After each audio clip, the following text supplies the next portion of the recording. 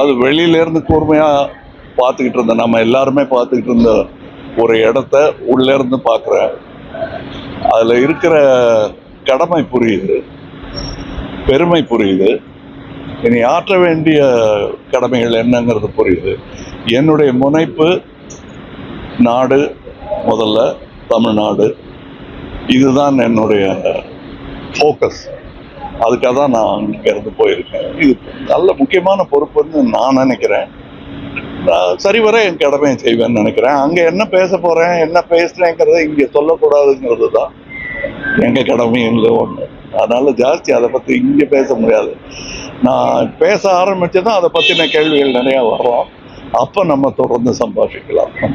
அரசியல் தமிழகத்துல பாத்தீங்கன்னா ஒரு ஆணவ கொலை நடைபெற்றிருக்கு. தொடர்ந்து பாத்தீங்கன்னா அதிமுக ஆட்சியில ஆணவ கொலைக்கு எதிராக சட்டம் சட்டம் ஆணவ கொலைகள் சுதந்திரம் வாங்குறதுக்கு முன்னாடியிலேருந்து நடந்துட்டு இருக்கு. அதுக்கான அடிநாதம் கட்சிகள் மட்டும் இல்லை, நம்மளுடைய சமுதாய அமைப்பு.